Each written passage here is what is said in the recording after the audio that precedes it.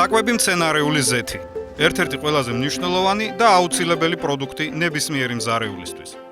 საქართველოს მაღაზიებში გაყიდვაში არსებული მცენარეული ზეთი ძირითადად მზესუმზირისგან არის დამზადებული. თუმცა ზეთის წარმოებისთვის მსოფლიოში სხვა მცენარეულ კულტურებსაც იყენებენ. ხორბლის, სიმინდის და ბრინჯის ჩანასახს, ასევე ალუბლის და გარგარის კურკებს და საზამთროსა და გოგრის მარცვლებს. ზეთი თითქმის ყველა კერძის მომზადების დროს გამოიყენება.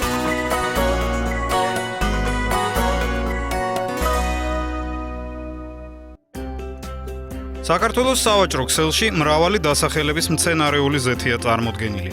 მზიური, მზიანი, ბარაქა, ოლეინა, რაზუმნიცა და სხვა. არჩევანი დიდია. თუმცა სწორად აქ აღმოვაჩინეთ პრობლემა.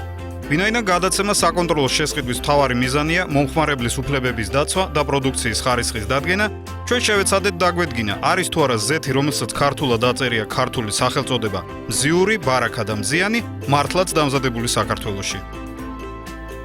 ვარსების ზეთს ქვია მზიური, მზიურს ხმარობ ძირითადად.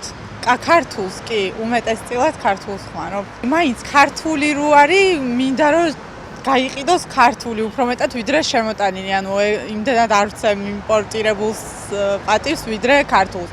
და რა ვიცი, მგონია რომ ქართული პროდუქტით არის გაკეთებული და უფრო ჯანსაღი და ჯანმრთელია. უპირატესობას ვანიჭებ ქართულ ზეთებს. ოჯახისთვის, რა თქმა უნდა, ბავშვები მყავს და ვანიჭებ ქართულ ზეთს, ბარაქას, მძიურს. ვიყენებ ქართულ ზეთს, მძიურს და ძალიან კმაყოფილი ვართ. შემოტანილ ზეთზე ვიცი რომელიც არის შემოტანილი და ქართულზე მაგალითად რომელსაც უხმარობ, ვიცი არის რაფინირებული, სხვადასხვა სახის ზეთები არის და რომელიც ვიცი რომ მიხმარია და კარგია, ვიყენებ ამ ზეთს. ქართულ ზეთს ვიყენებ ძირითადად. საერთოდ ქართული პროდუქცია მირჩევნია. ძირითადად რაზუმნიცას. ქართულსაც ყიდულობ ხოლმე, მაგრამ რა ვიცი, ახლა უფრო შეღავათიანი ფასი აქვს რაზუმნიცას. ალბათ უფრო გემრიელიც არის. თუ გაგიგია, თქვა ქართული ზეთები არის უკრაინიდან შემოტანილი, ეს ბარაქა, მზიური და ასე შემდეგ. თუ გაქვს ესეთი? არა, არ ვიცი. მე ვიცი რომ აქ მზადდება. არა? ზეთის ბოთლებზე მიკრული ეტიკეტების ყურადღებით დათვალიერების შედეგად გაირკვა, რომ ეს ქართული ზეთი სულაც არ არის საქართველოში დამზადებული. ასე მაგალითად ზეთი ბარაქა წარმოებულია უკრაინაში, საწარმო კრეატივში, ქალაქ კიროვოგრადში, პრომიშლენი გამზირ 21-ში. ანუ საქართველოში მოხდა ამ პროდუქციის ჩამოტანა, ხოლო ჩვენი ქვეყნის ტერიტორიაზე უბრალოდ ბოთლებში ჩამოსხმა. მიუხედავად იმისა, რომ ბოთლებს აწერია ზეთის რეალური მწარმოებელი, მაინც არსებობს ალბათობა, რომ მყიდველმა ეს ვერ გაიგოს და ეტიკეტზე ძალიან პატარა ასოებით მითითებული მწარმოებლის ვინაობა ვერ შეამჩნიოს. გამყიდველთა უმრავლესობა კი ამას უბრალოდ ქართულ ზეთს უწოდებს და ასევე ყიდის მას. თუმცა ისეთებიც აღმოჩნდნენ, რომლებიც მიუთითებენ კლიენტს, რომ ზეთები ბარაქა, მზიური, მზიანი საქართველოში კი არა, უკრაინაშია წარმოებული. ქართული უფრო იყიდება, კი, კარგად იყიდება და რუსულიც, უკრაინულიც იყიდება. მზიური იყიდება, ბარაქა იყიდება, მზიანი. ხო, ესენი იყიდება, არის მოთხოვნა. თანაბრად იყიდება, მაგრამ მზიური და ოლეინა უფრო კარგად არის რა. ძირითადად მაინც ჩვენთან ალბათ ფასის გამო შემოტანილი ზეთი იყიდება, მაგალითად ოლეინა, რომელიც იაფიღებს სხვა მაღაზიებთან შედარებით და მეორე ადგილზე დავაყენებდი უკვე ქართულ ზეთს ბარაქას. და ამ შემთხვევაში ალბათ მომხმარებელი აქცენტს აკეთებს ხარისხზე და ფასზე ერთდროულად. ჩვენ შევეცადეთ იმ კომპანიასთან დაკავშირება, რომელიც უკრაინულ ზეთს ქართულ ბოთლებში ასხამს. ბარაქას მწარმოებელია შპს ალფა, რომელიც კომპანია ლუქსის ტერიტორიაზე მდებარეობს. თუმცა კომპანიის თანამშრომლებთან დაკავშირების და ჩვენს მიერ სიტუაციის ახსნის შემდეგ ისინი სატელევიზიო კომენტარზე არ დაგვთანხმდნენ. აი ეს ზეთი, რომელსაც თქვენ აწარმოებთ, ეს ქართული ზეთია თუ უკრაინული? იმიტომ რომ იქ ეტიკეტზე არ ჩანს წესიერად ეს საქართველოს. ჩვენ ვამზადებთ უკრაინაში ჩვენი ბრენდით. თქვენი ბრენდით, ხო, და აი ჩამოსხმული როა უკრაინაში, უფრო სწორად წარმოებული როა უკრაინაში, ეს არ ჩანს იმაზე, რა ქვია. ჩანს ეტიკეტზე, წერია რა. ეტიკეტზე წერია, მაგრამ ვისაც არ კითხავთ, ყველა იტყვის, რომ ეს არის ქართული ზეთი და აი ამაზე გქონდოდა. ეტიკეტზე გარკვეული წერია, სად არის შემოსული. წერია პატარა ასოებით და ეს ამას არ მიაქცევს მომხმარებელი ყურადღებას. ჩვენი გადაცემა არის საკონტროლო შესყიდვა. ჩვენ ვაკეთებთ პროდუქციის ხარისხზე და მომხმარებლების უფლებების დაცვაზე გადაცემას და ამიტომ თქვენმა ზეთმა დაგვაინტერესა არა მარტო თქვენმა სხვა ზეთებიც არის საქართველოს რომელსაც აწერია მართალი ბრძანდებით, რომ აწერია რომ უკრაინიდან არის შემოსული, არის აზერბაიჯანიდან და ასე შემდეგ, მაგრამ მე ჩვენ ვთვლით რომ უნდა იყოს უფრო დიდი ასოებით დაწერილი, ეს უნდა ჩანდეს, რომ ეს არ არის ქართული ზეთი, სუფთა ქართული ზეთი. ეგ არ უცქვი არავის, რომ დიდი შრიფტით უნდა ეწეროს თუ რაღაც აწერია, როგორი შრიფტით აწერია რუსულად, სხვა რუსულ ზეთებს ანალოგიურად აწერია ის, ვიღაცას რაღაცა თვალის ასახველად არ ვაკეთებთ მაგას. არ არის გაკეთებული, რომ ქართული წერია, მან სად არის ჩამოსული და როგორ არის ჩამოსული. ბარაკა აწერია, კი ბატონო, ქართული ზეთი არ აწერია, რომ ეს არის ქართული ან საქართველოში წარმოებული. გასაგები, ანუ თქვენ ესე იგი თქვენ მიგაჩნიათ რომ არ უნდა ეწეროს, რომ ეს უკრაინაში არის წარმოებული. აწერია, ბატონო, აწერია დიდი ასოებით გარკვევით რომ დიდი ასოებით აწერია ბრენდის სახელი და ახლა ეს ანოტაცია დიდი ასოებით ვინ აწერს, არავინ არ აწერს. როგორ აი სად არის წარმოებული ყოველთვის წერია დიდი ასოებით რომ დაინახოს ადამიანმა და ამას არ აწერია. მე ბოლო დრომდე მეგონა რომ ეს არის ქართული ზეთი და ეს არ არის ქართული ზეთი როგორც ირკვევა და აი მაგაში მაინტერესებს თუ გნებავთ რამე კომენტარი რომ გააკეთოთ ამაზე კი ბატონო თუ არ გნებავთ რა კომენტარი უნდა გავაკეთო რომ გიხსნით როგორიც არის სიტუაცია ახსარის და ეს არ არის ქართული ზეთი და აწერია ეს რომ ქართული წერია ხო უნდა მიაქციოს მოხარებელმა ყურადღება. იგივე ეხება ზეთ მზიურსაც, რომელიც ასევე უკრაინიდან არის ჩამოტანილი, ხოლო ბოთლებში მისი ჩამოსხმა ქალაქ ბათუმში ხდება. ოღონდ იმ სხვაობით, რომ მზიურის ბოთლებზე რეალური მწარმოებლის ვინაობა საერთოდ არ არის მითითებული და მას აწერია დამზადებულია საქართველოში.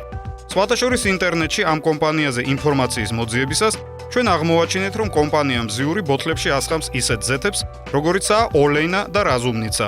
თუმცა ამ პროდუქციაზე ყველაფერი ნათელია და მისი სახელიდან გამომდინარე, გასაგები ხდება, რომ ის საქართველოში გამოშვებული არ არის. მზიური რაღაც გამოვიდა კიდე სხვა ზეთი, მაგრამ ის სხვა ზეთი მაინც აღარ მომწონს დასაწყისში კაი იყო, მაგრამ ხო ნაკლებად. აი თქვენ იცით რომ ეს ქართული ზეთია თქვა. ნუ რა ვიცი, ვენდობი გამყიდველს და იმ ფირმას სადაც ვყიდულობ. ალბათ უნდა ვენდო, რა ვიცი, მგონი ყველაფერი არ დაკარგულა. რა თქმა უნდა ქართულს. იმიტომ რომ შემოტანილზე მე მგონი უფრო ხარისხიანია, მაინც ჩვენი ნაწარმია და უნდა ვიფიქროთ იმაზე, რომ ჩვენი გაიყიდოს, მოხმარებაში იყოს ჩვენი პროდუქცია. თითქოს ერთი და იგივეა და აი ფართო ასორტიმენტი არ არის მოკლედ რა. აი მე რაფერს ვერ ვიტყვი და ძალიან უკმაყოფილოები ვართ. ეს ხო არ ეს რაფინირებული რამდენჯერმე გამოხდილი ზეთია და უსარგებლოა და ჯანმრთელობისთვის საშიში. უკეთესი იქნებოდა ქართული ზეთი ეწარმოებინათ ისე მამაპაპურად როგორც აწარმოებდნენ. ავედოვი ზეთი მომწონს, ზეთი ზღილია და ეს ნახევარი მზესუმზირეს ძალიან და ჩვენი ზეთიც მომწონს ივერია. ერთი ბოთლი გამოვიყენე ჯერჯერობით ძალიან კაია. საერთოდ ოლეინას ხმარო. რატო არ ვიცი, მომწონს. ისე ვერ გეტყვით. სუნი ნორმალური აქვს პრინციპში, გამოცხობილიც კარგია და მიჩვეული ვარ ეტყობა. ავედოვს ყიდულობ საერთოდ მგონია რომ ყველაზე უკეთესია და მე მგონია დიდი განსხვავება არც ერთში არ არის. თუ კარგი რეკლამა გაუკეთდება ჩვენზეც, ალბათ ჯობია რომ გადავიდეთ ქართულ ზეთზე და საერთოდ ყველაფერ ქართულზე. ვერ გეტყვით, იმიტომ რომ რა ვიცი, აქაურიც არ მომწონს და იმ შემოტანის ვერ ვარჩევ. მე ხმარობ შემოტანილი ზეცა ფინალი სიმინდის. იმიტომ ის ჯობია. ეგრე მეულებია სახში, მე არ ვიცი ზუსტად.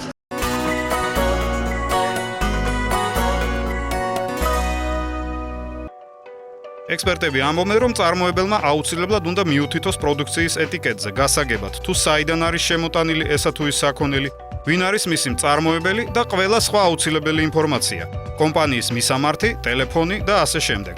მომხმარებელთა უფლებების დაცვის ფედერაციის ხელმძღვანელი მადონა კოიძე აცხადებს, რომ ასეთ ხრიქს ბევრი სხვა კომპანიაც მიმართავს. ქართულ კანონმდებლობიდან გამომდინარე, მომხმარებელს აქვს უფლება თავისუფალი არჩევანი გააკეთოს და მას უნდა მიეწოდებოდეს ამისათვის სრულყოფილი ინფორმაცია პროდუქციის უსაფრთხოებაზე და ხარისხზე. აქედან გამომდინარე, მომხმარებელმა უნდა იცოდეს მწარმოებელი ქვეყანა, ვისმერანი ნაწარმი პროდუქტი.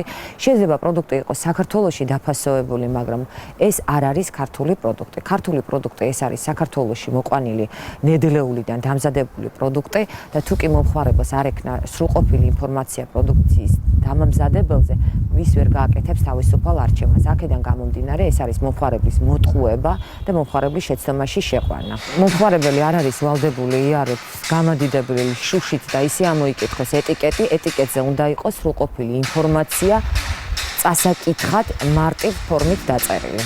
ბარაკა, მზიური და მზიანი. ამ სამი კომპანიის ზეთები ჩვენ შევიძინეთ თბილისის რამდენიმე მაღაზიაში. საკონტროლო შესყიდვა მიმართა ლაბორატორია ექსპერტიზა პლუს. ვინაიდან ზეთი უკრაინიდან არის შემოტანილი, ჩვენ გადავწყვიტეთ მისი რადიოლოგიური შემოწმება ჩაგვეტარებინა. მოგეხსენებათ, რომ უკრაინის ზოგიერთ რაიონში ჩერნობილის ატომურ ელექტროსადგურზე 1986 წელს მომხდარი ავარიის შედეგად რადიაციული ფონი დღესაც მომატებულია. ექსპერტიზას 3 დღე დაჭირდა.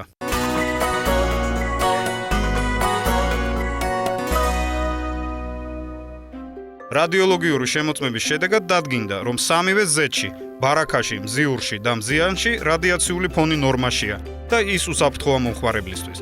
საქართველოში შემოტანილი ყველა საქონელი საზღვარზე პირველ რიგში რადიაციაზე მოწდება. თუმცა ყველა კითხვის თავიდან ასაცილებლად ჩვენ მაინც გადავწყვიტეთ ეს შემოწმება ჩაგვეტარებინა. რაც შეეხება ამ ანალიზ რადიოაქტიულობას, სამივე ნორმის ფარგლებში კი არ არის უფრო ძალიან ცოტა უმნიშვნელო რაოდენობა რადიოაქტიულობით არის სავსებით უნებელი კი არა შესანიშნავი. დავუმატებ ცოტა ორგანოლეპტიკასაც, სამივე არის გამჭვირვალე, არავით არის შებურვა და იმას ადგილი არ აქვს, აი ორგანოლეპტიკაც საკმაოდ ნორმალურია. ექსპერტიზა პლუსში ჩვენ კიდევ ერთი პრობლემის შესახებ შევიტყვეთ. ზეთის არც ერთი კომპანიის ბოთლზე არ არის მითითებული სპეციალური ხარისხის კოდი, რომელიც აუცილებელია ნებისმიერი პროდუქციისთვის. ექსპერტიზის თანამშრომლებმა უკვე მიმართეს ამ კომპანიებს და ხარვეზის გამოსწორება მოთხოვეს. აუცილებლად, როცა ესა თუ ის პროდუქცია მოწმდება, უნდა შემოწმდეს იმ სტანდარტის მონაცემებით, რომლითაც არის დამზადებული. ამ შემთხვევაში არც ერთ ნიმუშზე ეს სტანდარტი აღნიშნული არ იყო. უკრაინული ზეთის წინააღმდეგ ჩვენ არაფერი გვაქვს. როგორც ვიცით, მომხმარებელიც მას საკმაოდ დადებითად აფასებს და კმაყოფილია ამ პროდუქციით. მაგრამ ვფიქრობთ, რომ მყიდველმა უფრო ზუსტად უნდა იცოდეს თუ რა ქვეყნის, რომელი კომპანიის და რა ხარისხის პროდუქციას იძენს. ეს საშუალებას მოგცემთ თითოეულ ჩვენთაგანს ხარისხიან და უხარისხო პროდუქციას შორის არჩევანი გავაკეთოთ. იმედია ზეთის და სხვა პროდუქციის მწარმოებელი კომპანიები გაითვალისწინებენ ამას და ყველაფერს გააკეთებენ, რათა მომავალში მომხმარებლის შეცდომაში შეყვანა გამოირიცხოს.